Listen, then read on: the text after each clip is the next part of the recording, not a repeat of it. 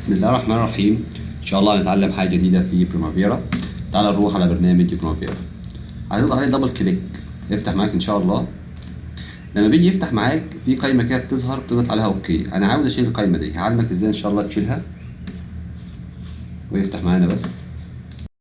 ماشي، هتيجي هنا تاخد اللوجو النيم بتاعك. طبعا انا كنت مكريت داتابيز خاصه بينا، كنترول في كونكت، وعلمتك ازاي تعمل داتابيز لو انت نسيت الباسورد. ماشي، هي دي الحاله اللي انا عاوز اشيلها، اللي هي بقول لك مثلا كونكت يور ادمنستريشن بليز كونكت. الكلمه دي بمعنى صح عايز اشيل دي كلها كده ومش هتظهر لي تاني. بيقول لك هنا ده ابريشيت اندستري فور يور اورجانيزيشن هاز نوت ان يكون الكلمه دي عايز اشيلها. اضغط اوكي، البرنامج يفتح معاك ان شاء الله. زي ما انت شايف كده البرنامج فتح معانا. هتيجي هنا على ادمن بريفرنسز، تنزل هنا تحت اندستري. طيب انجينيرنج اند كونستراكشن كلوز، اوكي، اقفل البرنامج، يس، دبل كليك عليه. هتيجي هنا تعمل كنترول في، تعمل الباسورد بتاعك كونكت. طبعا اضغط على كونكت وهتسيبه ايه يفتح. زي اول ما هتعمل كده البرنامج يفتح لوحده ومش هتضغط اوكي ولا اي حاجه اهو زي ما حضرتك شايفها. زي ما انت شايف هنا اهوت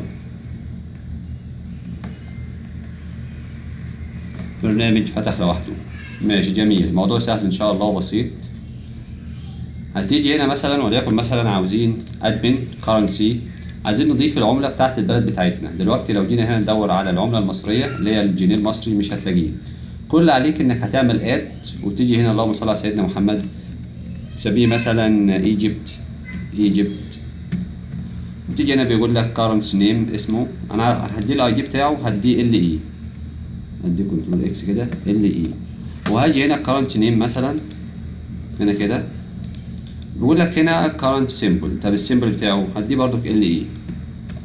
طيب بيقول لك هنا التحويل بتاعه، انت بتحول هنا لايه؟ هنا بنحول للدولار، زي ما احنا عارفين الدولار هو المهيمن، كله هنا بيحول للدولار. فطبعا شوف بقى الجنيه، بس انا هسيبه كده على اعتبار ان انا هستخدم المشروع دي بالايه، بالجنيه المصري. طيب بيقول لك هنا ديسيمال سيمبلز، خلاص احنا عرفنا حكايه الديسيمال ديت، احنا عرفناها يعني، فخلاص علامه الديسيمال سيمبل ممكن طبعا تغيرها من هنا، تعملها كوما وتعملها دوت. طيب بيقول لك هنا ديجيت جروبنج سيمبلز، خليها مثلا العلامه ديت برضو، دي مثلا اللهم صل على سيدنا محمد. اما يبقى مثلا معنا رقم كبير مثلا، الرقم الجميل ده كده، اول كليك هنا،